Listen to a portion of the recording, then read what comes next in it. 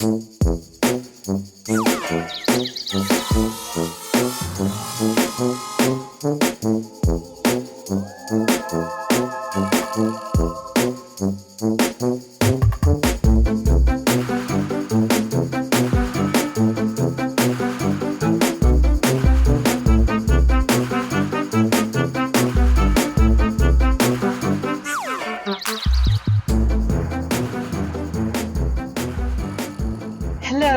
welcome to Witchin' and Whining. My name is Miranda. I'm your resident witch. And I am Christal, your resident wino. And today we are taking it back to more creepy encounters. Have some cool personal stories again for you guys. And Miranda might just pee her pants because, as you know, we skipped last week, and that was because, one, I had COVID, so even if I tried to record by myself, I just couldn't even make up the stairs to do it. It was bad. And then Miranda, she sold her home, and she had to get out quickly and get everything packed and cleaned and, all of that. Yeah, moving. So, currently, until their new home is finished and ready to be moved in, she's staying with somebody else. Her and her family are, and right now she's recording on a dirt road out in the middle of nowhere in a car in the middle of the desert all by herself. Yeah, there's no place for me to record in the house, so that's like noiseless. So, I'm recording in my car. And like on the outside of this big property all by herself. Yeah, like 2 acres, and I have to park outside the fence, and it seems like it's a huge old trek just to get back to the house, so I'm definitely going to have my husband come and escort me back to the house. And it's the middle of the night. Yeah, and there's a car coming up. Why do they need to be coming up? There's no other place for them to go. I know. Except I mean, there's a couple of houses down there, but you better keep going. Keep driving.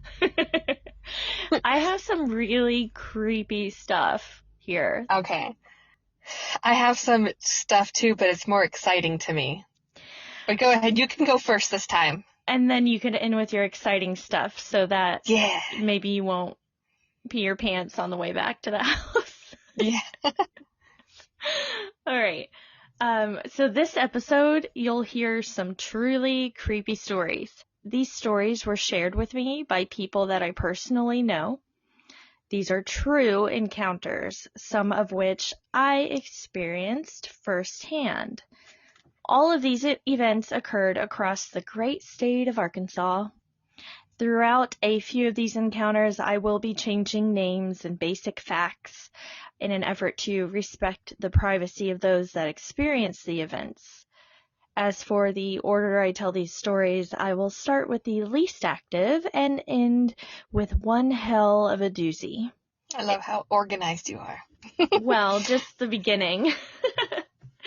And the next part, it's funny that I typed this now knowing where you are because I said, if you're alone or listening late at night, you might want to grab a blanket to snuggle up with and maybe keep a nightlight on.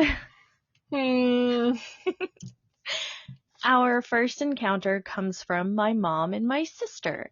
It's short, but it's interesting. They moved to Arkansas a little over a year ago. They found a home that was 2 stories, each floor having their own entrances and necessities. They purchased the home together and began moving in. The house has a strange energy.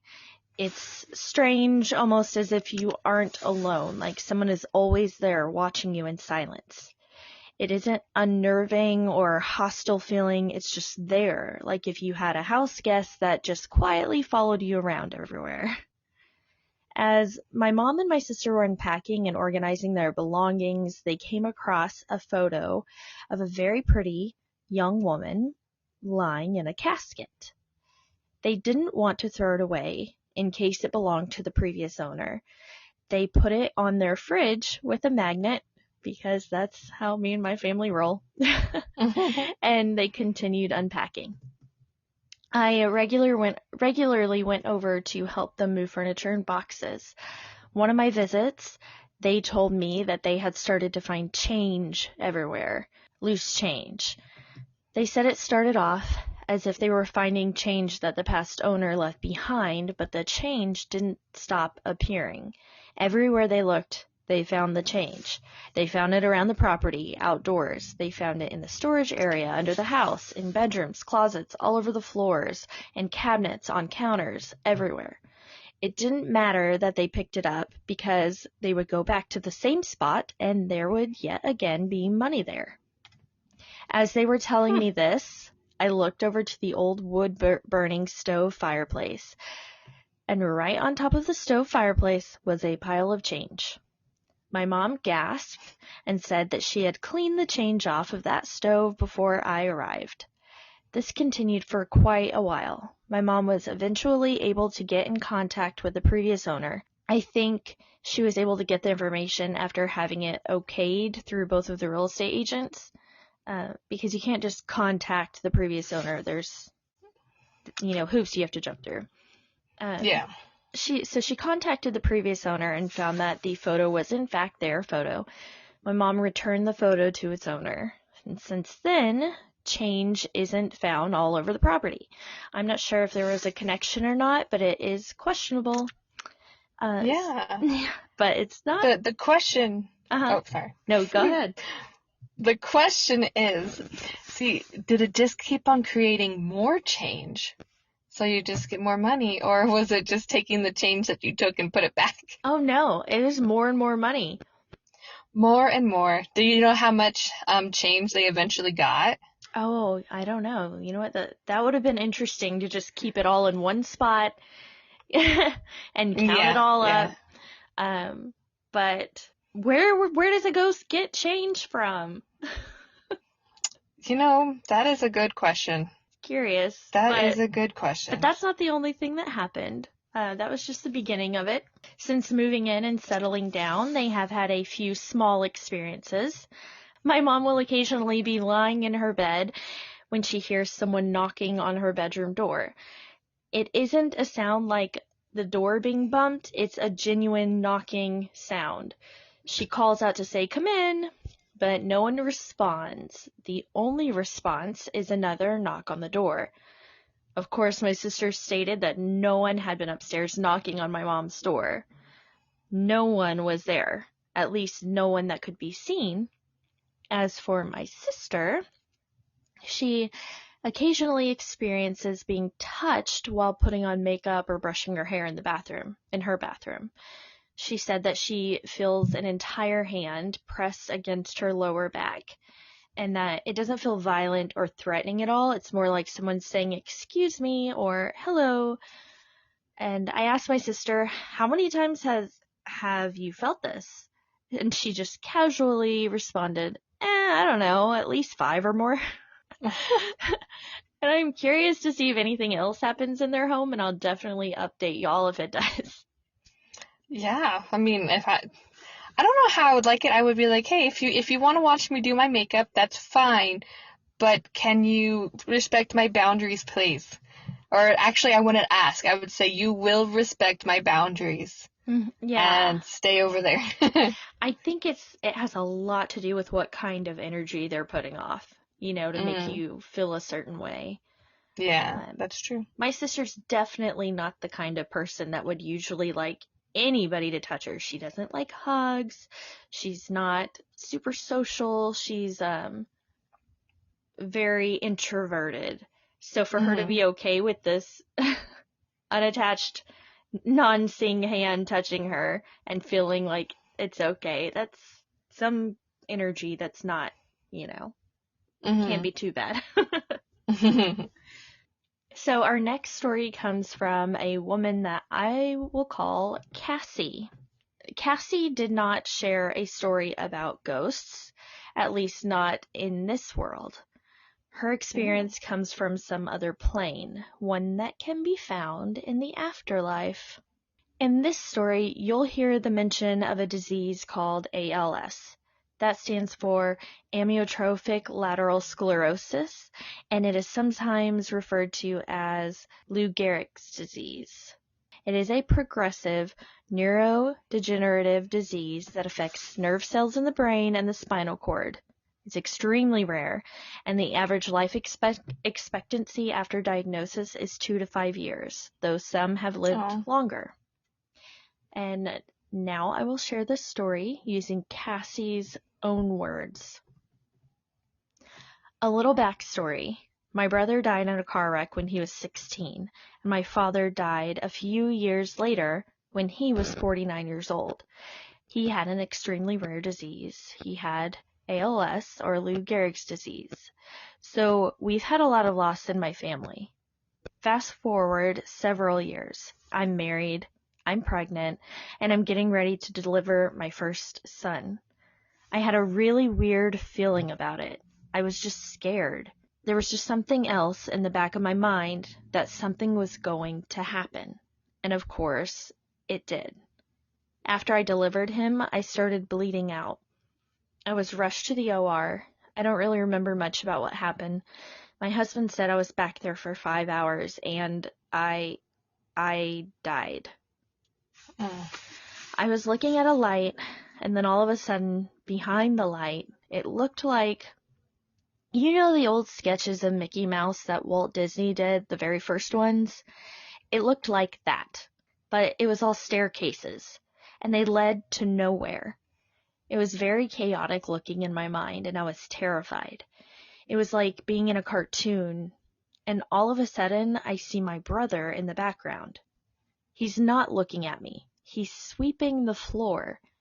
It was the strangest thing because he worked in the airport hangar and he would sweep the floor with one of those really long dust brooms, and that's what he was doing. I just remember looking at him, thinking he was going to look up at me at some point. Then all of a sudden, my dad stepped into the picture. There's this old photograph of him where he had on a pearl snap shirt, dark blue jeans, and a hat.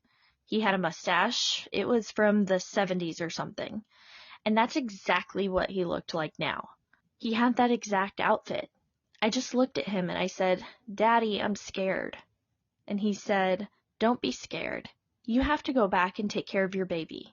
Then it was like I was being sucked backwards. And the next thing I remember was waking up. Oh, wow. I opened my eyes and I could see the doctors and the nurses looking down at me. Then I went back into the room. Probably the recovery room. I had no idea what had happened. I thought I'd been in a car wreck. I didn't even remember having a baby. My husband showed me my son, and I was like, "Whose baby is that?" Whoa. He was like, "That's our baby." Then all of a sudden, it's like I just snapped back into it. Several years later, well, we always kind of knew that my son was different, but several years later, he was diagnosed with certain issues and problems. He's a special needs child, and I 100% believe that that's why I came back. I came back so that I could take care of him and make sure that he gets the help he needs. And that's my story. Oh, wow. Yeah. I mean, that's great that she was able to come back. Yeah, it's pretty amazing. Yeah. And I've talked to her and we've kind of like thrown ideas back and forth about what that place could have been. Mm-hmm. You know, is it like a purgatory, or is it kind of just like a meeting room in between the worlds? Yeah, I feel like it seemed like just like a waiting place.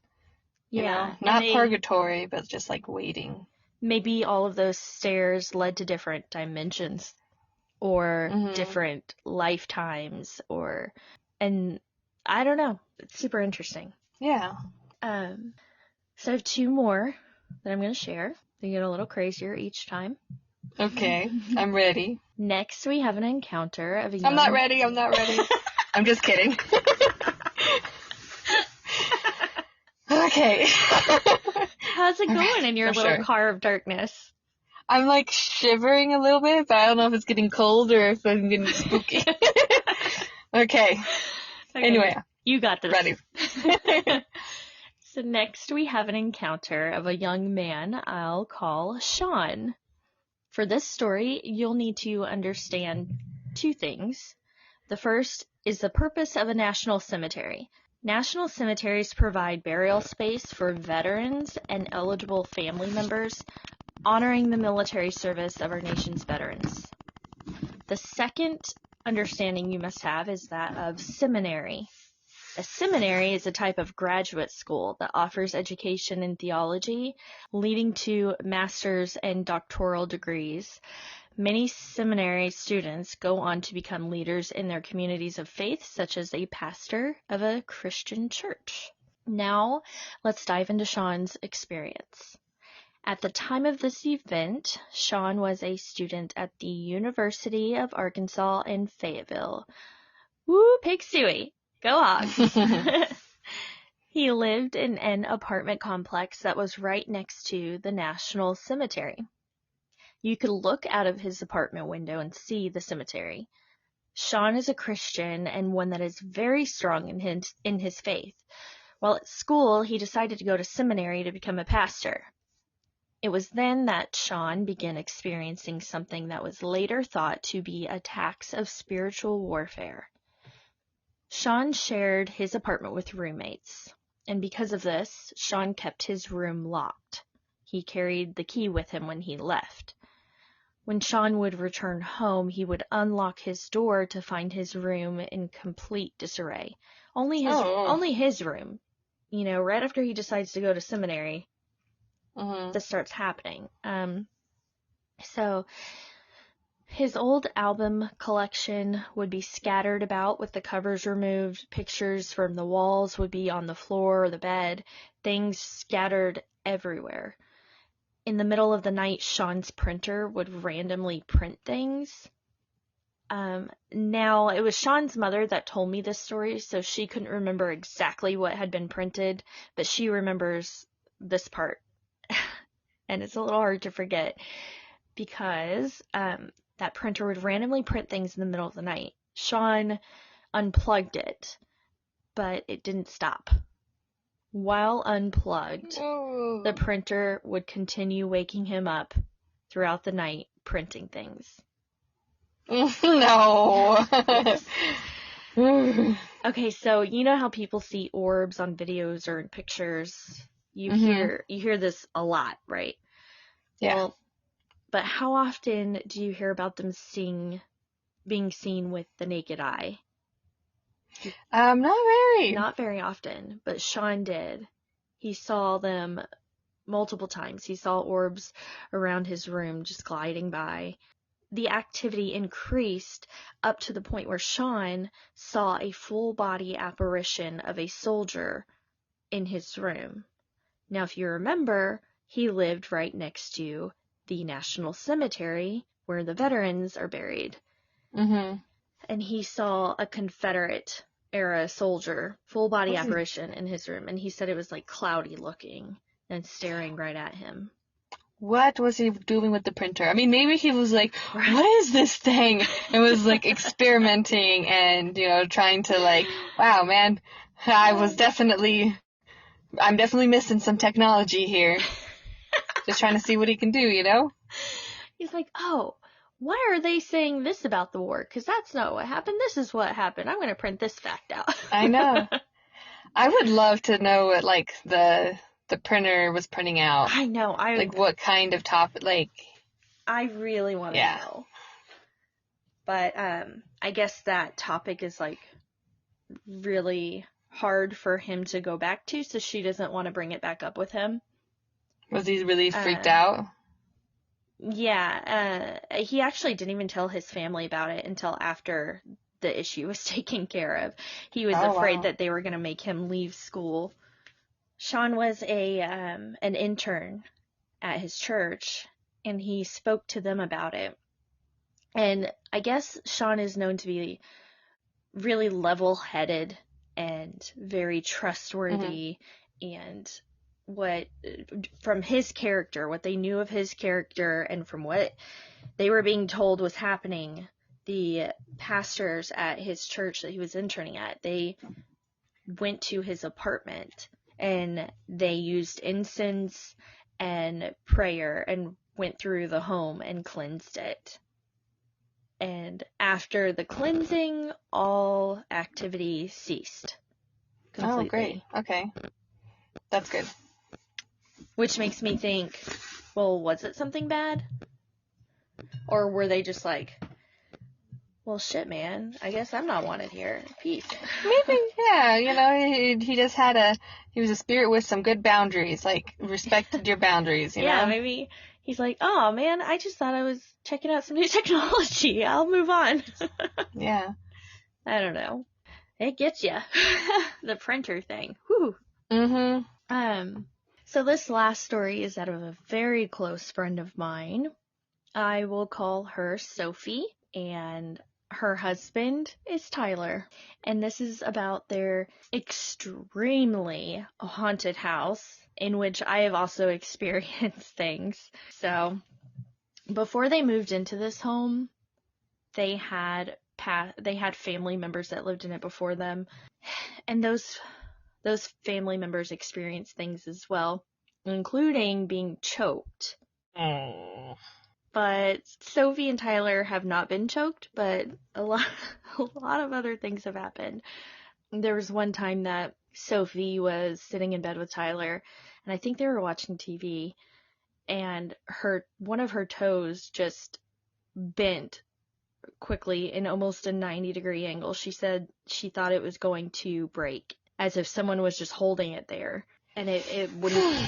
She couldn't get it to go back, and it hurt so bad, and then all of a sudden it just stopped and went right back. Okay, well, that's not nice. Hello? I'm sorry. Oh. Are you okay? I just got really fucking freaked out. Why? What happened? Because the girls are in bed. Everybody's in bed. I'm up here in this little closet in the playroom, where the apparition has been seen. And right outside the door of this closet, there was a really big bang, and I felt, like, under my butt, I felt the ground shake, like, vibrate. Like if someone were to have dropped something super heavy and the ground kind of shakes. So I don't know what the hell just happened outside this door, but it's gonna stay closed. Dogs, maybe? No, they're not even allowed up here. They're the door to the stairs to come upstairs. When you open it, we have it on a spring, and it automatically shuts behind you. Ah, okay. And it can't just be opened like that. So, okay, let's go on. So, when they moved into this house, they started renovating it, and they did a lot of renovations. I mean, moved rooms to other areas of the house. The entire kitchen they moved somewhere else. And they didn't completely restore it to its original, how it was originally built, but they did restore it in a lot of ways to where it was more like it. And while they were doing this, a lot of activity went on. So Sophie's in the kitchen laying down flooring, and she's bent down, and of course, sometimes when you're bent down, your pants go kind of low. Well, she felt somebody, like, poke her right at the top of her butt crack, kind of like saying, pull your pants up, young lady, And so that happens. Another time or it might have been that same time, but another moment, she was working in the kitchen, laying floor, or doing whatever, and she's bent down, and she hears somebody in her ear, clear as day, loud and clear, say, "Look." No. And she looked up, and there were men looking in her kitchen window as if they were casing the joint. And she got up, and when they saw her, they, bolted, but... well, I mean, that seems like they were protecting her, okay? So we'll go with that. There's so many things. I can't even think of all of them because there's so many, but I'm just telling you what I remember. So another time, their youngest kid, a little girl, was pretty young. I can't remember if she was maybe 6 or something, but she told Sophie, "Mommy, there's shadow people in the backyard." And Sophie and I were like, what? What are you talking about? And they were saying, yeah, the shadow people, they run across the yard from the neighbor's house through the fence and across the yard. And so that was another thing. Later on, Yeah, that's not, okay. later Tits, on, man. yeah, later on, there was some ghost show on TV. I don't remember what kind of, one of those hunting shows, you know. They were interested in their story, and they said that they were going to send somebody. I think Sophie ended up deciding not to go through with it. But they had sent somebody before she was like, nah, we're not going to do this. And they sent a pagan. I'm not sure what type of pagan they were, but this pagan came, knew absolutely nothing about any of this story. Even the people from the show, they didn't know about the shadow people. They didn't know about any of that. She didn't give him any of those details. So this pagan comes, and they're sitting on the back patio with us, and it's where Sophie and I, we would sit and, you know, smoke cigarettes and just talk for hours on end, and the light bulb would always flash and flicker, and we always said it was a ghost. So we're sitting out there, and this pagan's just kind of sitting there trying to get a reading, and they said that there were shadow people that come from the neighbor's yard, the neighbor's house next door, and that's where they're originating from, and they come through her backyard. And we just looked at each other and we were like, holy crap. And he said that there was another spirit inside the house that was good, that was trying to protect them from everything. And their chairs and things like that will move across the room. I mean, I don't mean like we'll just kind of slide down, like maybe there's like a slant in the floor or something. I mean, you will sit there and you will see a chair quickly just slide, like not fly, but slide very quickly across the floor, across an entire room. It's just a normal thing there.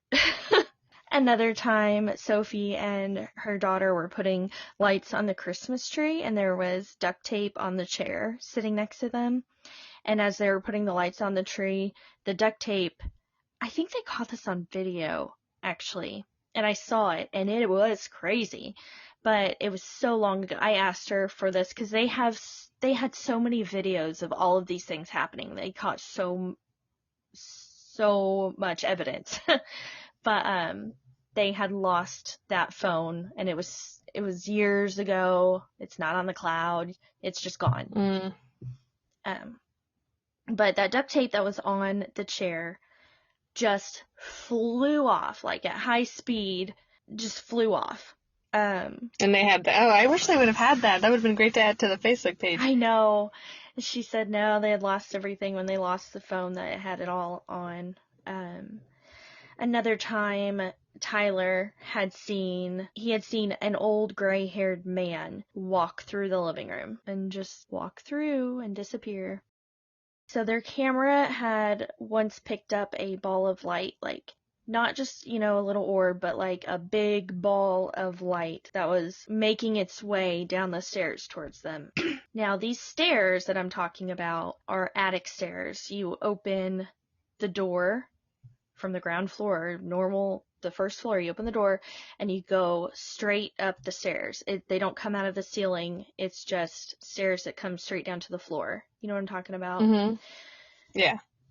Well, these stairs, there are almost always, every time I'd go over there, you just hear footsteps going up and down them. Not like light footsteps. I mean heavy booted footsteps. Up and down, up and down. I would house sit for them, and I would sit in this big recliner, and I would be there by myself. I'm house sitting, and I'm sitting in the same chair for hours on end, because any teacher out there knows that your time, quote unquote, off of work, you are spending planning and writing lesson plans and other paperwork, and I mean hours on end. You go into like 2, 3 a.m. So I would just be sitting in the chair, not moving. So it's not like there was some big change and the air kicked on when what happened, but the same ceiling fans were on the same setting the whole time.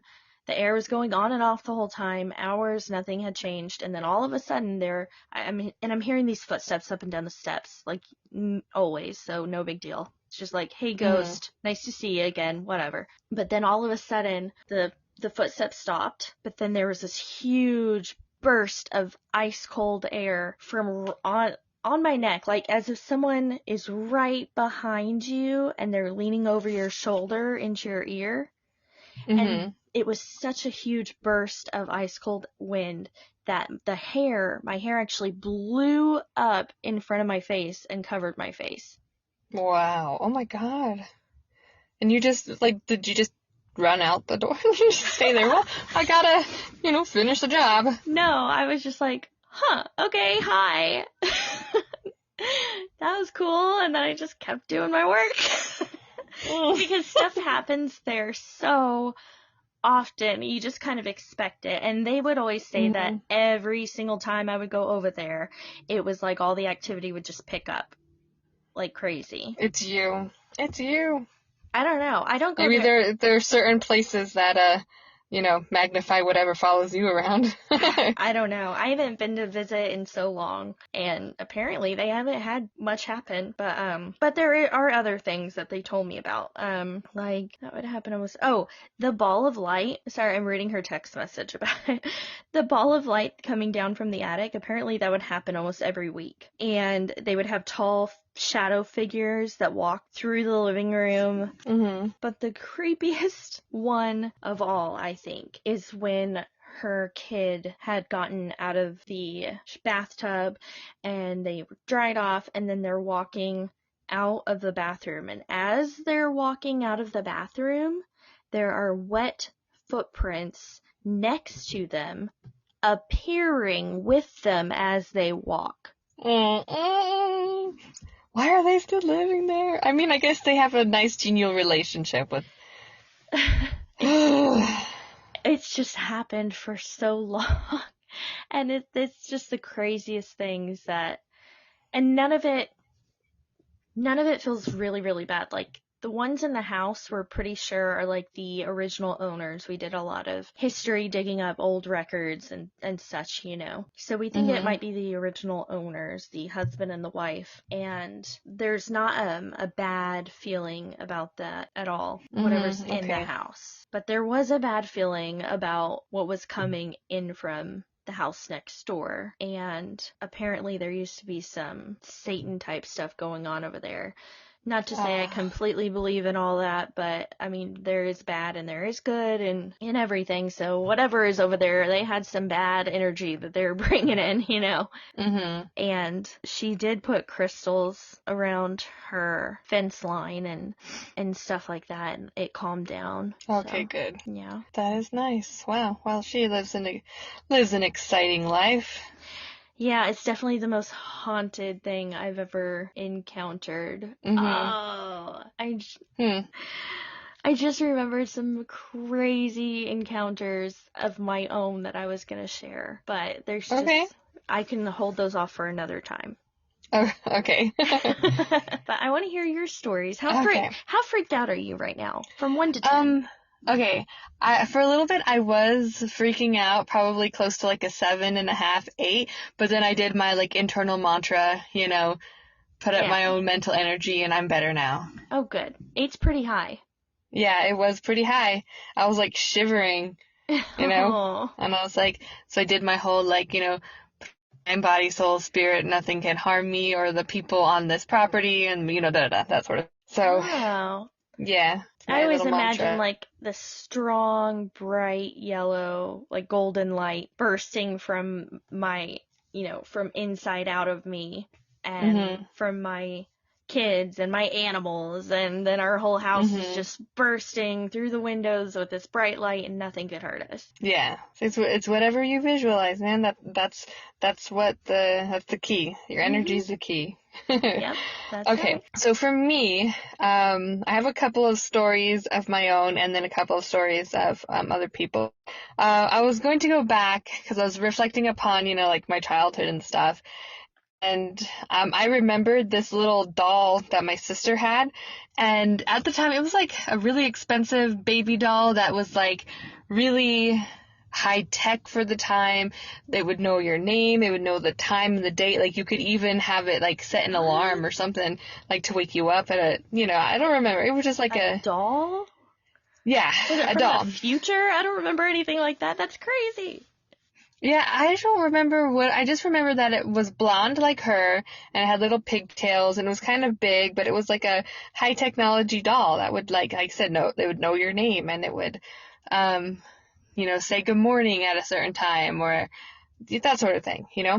So we shared a room, like all growing up, and this damn doll would not stop going off in the middle of the night. And it was, of course, one, waking me up, two, freaking me out because what the fuck, Like nobody's talking to it because it would respond to you, That's like, that was like the thing of it. It would respond to you.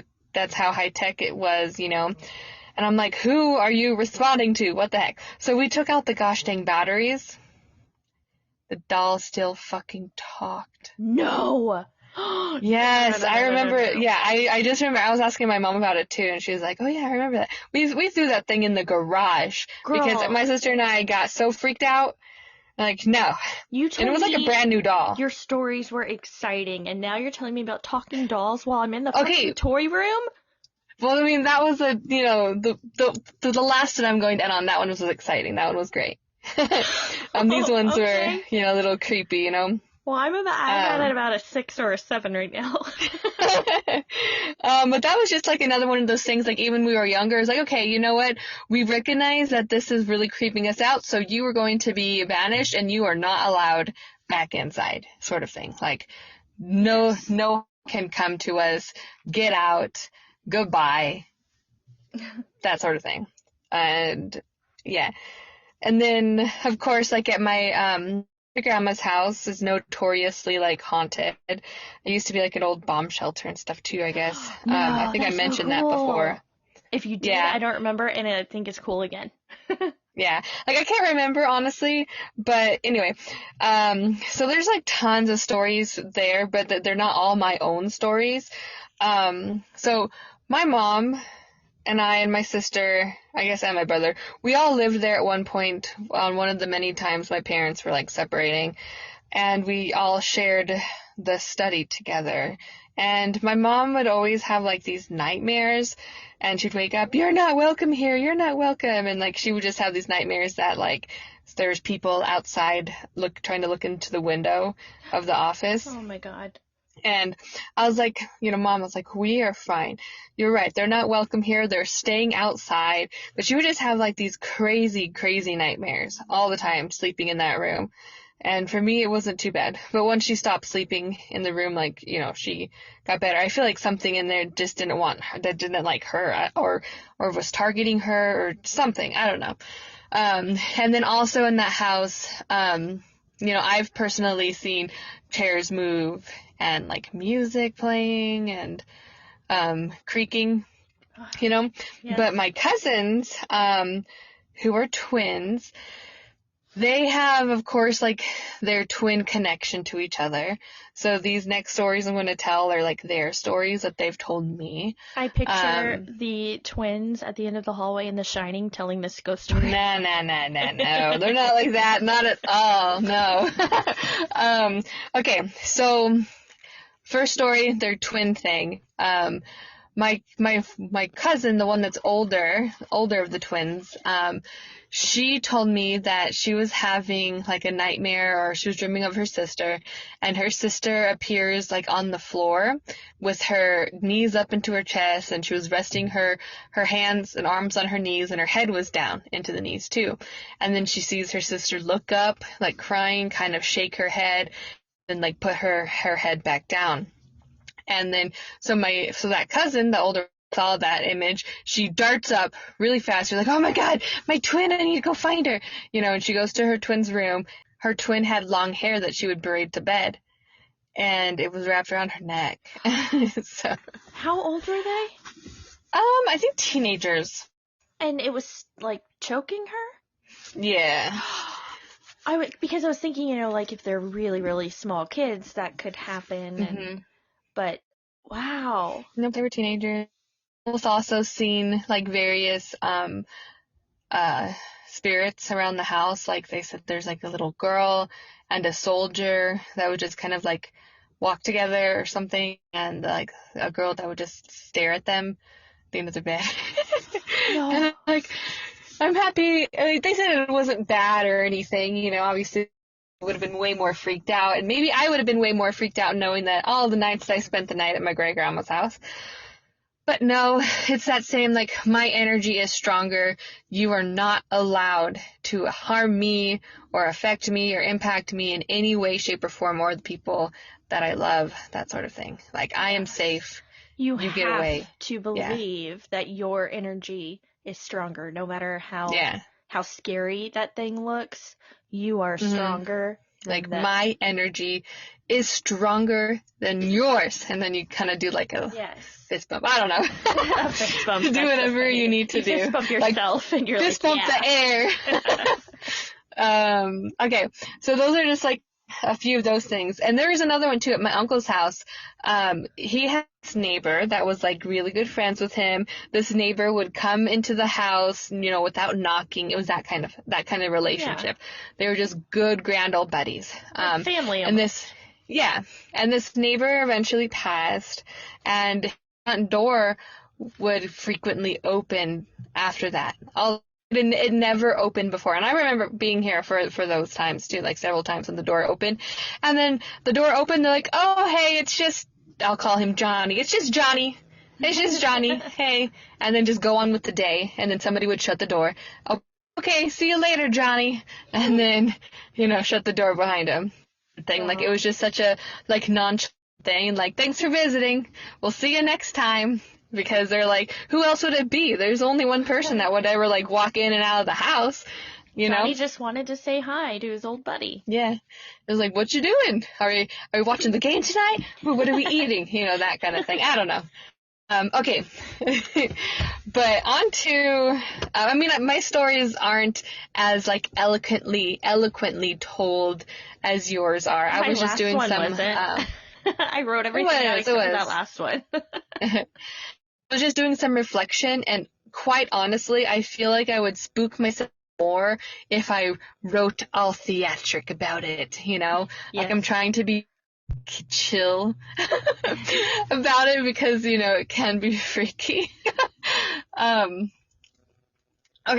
but this next one is what I'm really excited about, and it actually takes place at my job. So I had this crazy experience with my students. It wasn't just me. It was me plus 3 other students all witnessed the same thing. And y'all, she was freaked out that she texted me while she was at school when it happened, and she's like, you're never going to believe this. And then I was at work, and I was freaking out. But it didn't freak me out. Like, it actually kind of, like I said, it made me excited. It made me like, oh my gosh, like, I'm not crazy. I'm not the only one witnessing this. This is, scared? No, they weren't scared. Like, there was 4 of us who were experiencing the same thing. Okay, so a little backstory. We are state testing right now, and during state testing, if the kids have to go to the bathroom, of course, they have to pause their test, and you have to escort them to the bathroom. They can't just go on their own. So I'm escorting one of my students to the bathroom, and there's 2 first graders who are already there waiting to use the bathroom. And they tell me, oh, somebody's in there. They went in there, but we don't know if it's a boy or girl. So I'm like, okay, obviously we just wait. So they're waiting. We're waiting. Takes a little bit of time. It's probably like 2 minutes past. And I was like, man, this kid probably has a bellyache. But then we hear the water turn on. Okay, great. They're almost done. The water's on. And it's going. And it keeps on going for like a minute straight. And I'm like, oh my God, are they just playing in it? So I have my student knock on the door to try to hurry them up. Knock, knock, knock. No answer. And I'm like, okay, knock again, but knock harder. Knock, knock, knock. Still no answer.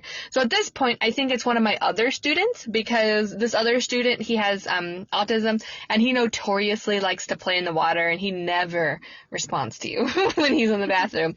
So I'm like, okay, I'm going to open the door now, because that's what we usually have to do. Otherwise, he's going to just be in there like for hours. But anyway, so I open the door, and there's nobody in the bathroom. Nobody's in the bathroom. And then I look at the students. Still on? Yeah. Yes, the water was still on. Oh. Yeah. And I look at the students, and I was like, you guys heard the water turn on, right? Like, you heard it turn on? They're like, yeah, I did. And I was like, okay. Because, like, that was the indicator to me, like, when I heard the water turn on, that they were almost done. Like, they were washing their hands, you know? Yes. And I was just telling them, like, hey, you know, we don't play in the water. It's time to get out. Like, dry your hands, that sort of thing. But yeah, like I said, there was no response to any of our attempts for them to get out of the bathroom. But when I opened the door, it was just like, nobody.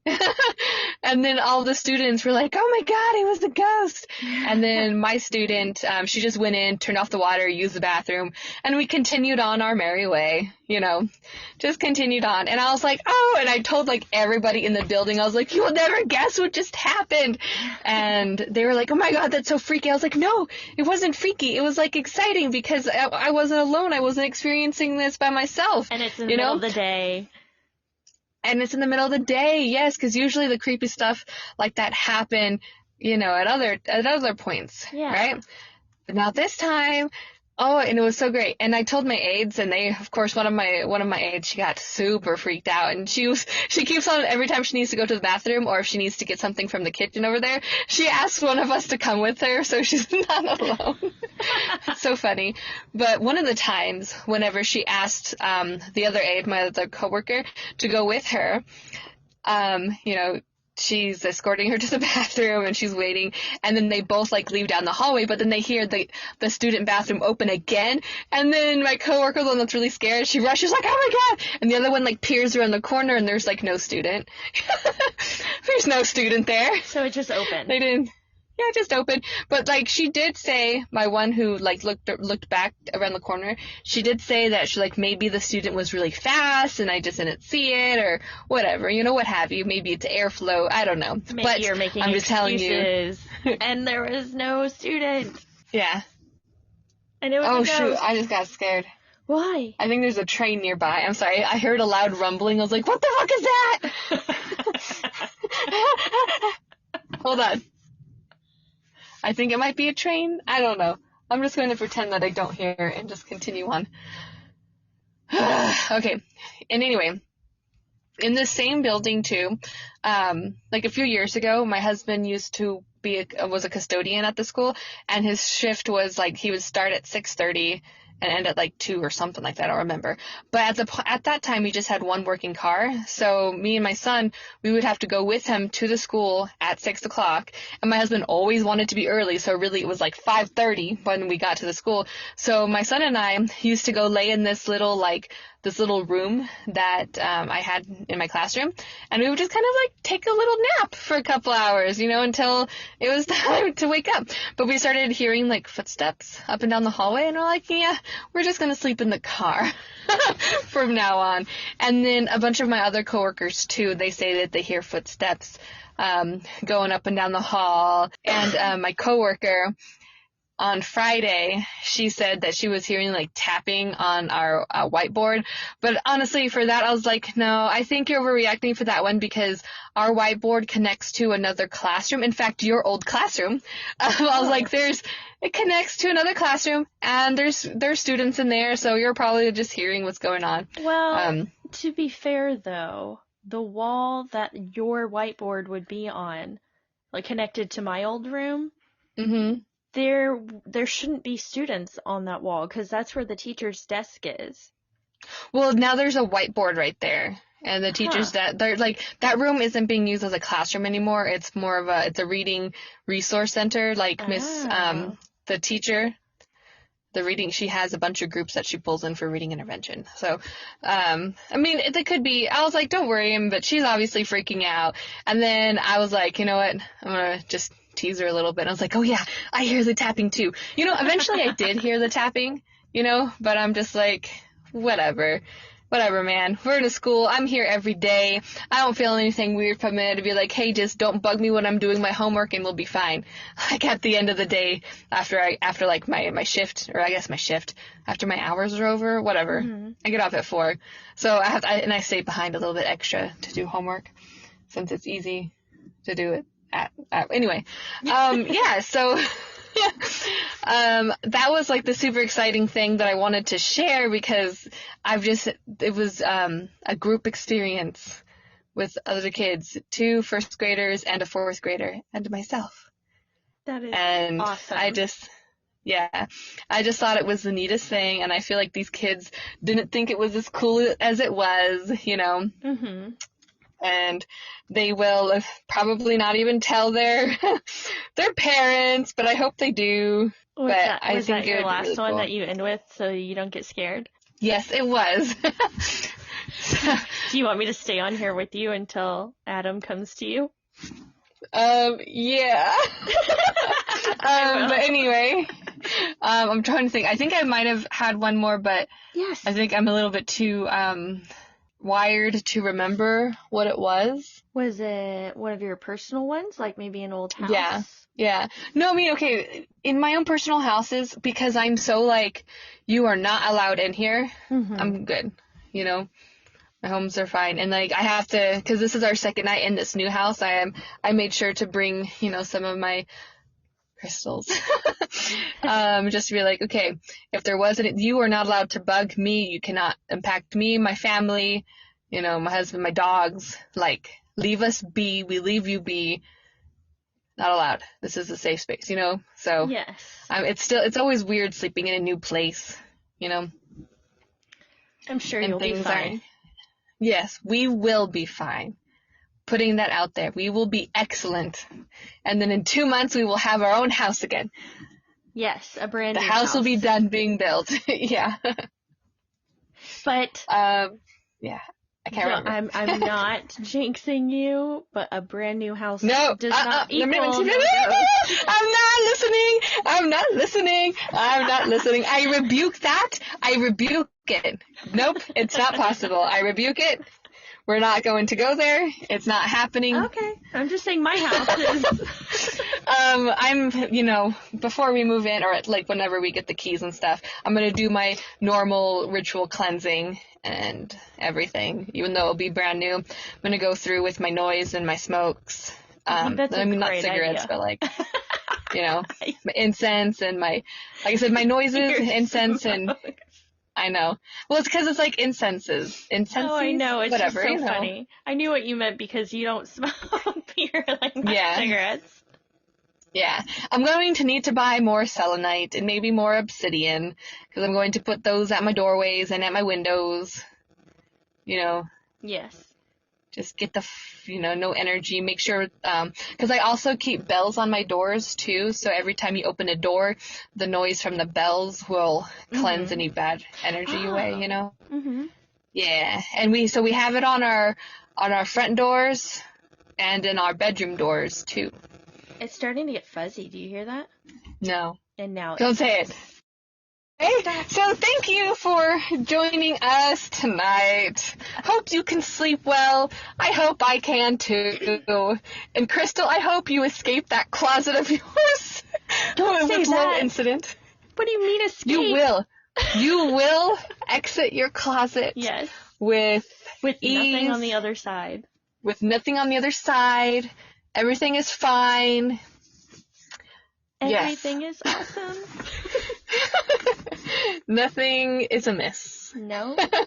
And to everybody out there, sweet dreams. No! That was creepy. Sorry.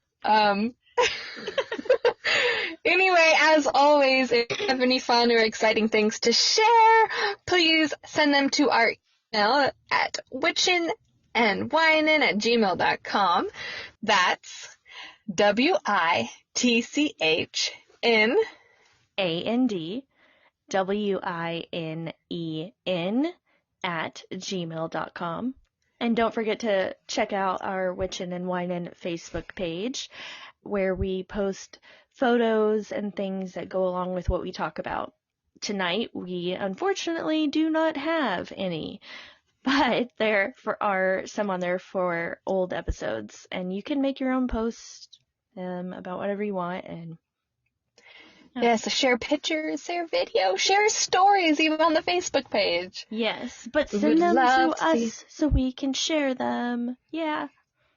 That would be awesome. Everything is awesome when you share your cool stories. Oh my God, that was rough. And photos and videos and videos. Okay. All right, guys. Well, are we forgetting anything? We got Facebook. I don't think we so. got Gmail. Oh, that's and it. Don't forget to like, follow, and add some cool comment or something. Review. I don't know. 5 stars. Yes, like and follow. Please, please, please. 5 stars. 5 stars. Okay. Good night, guys. Good night.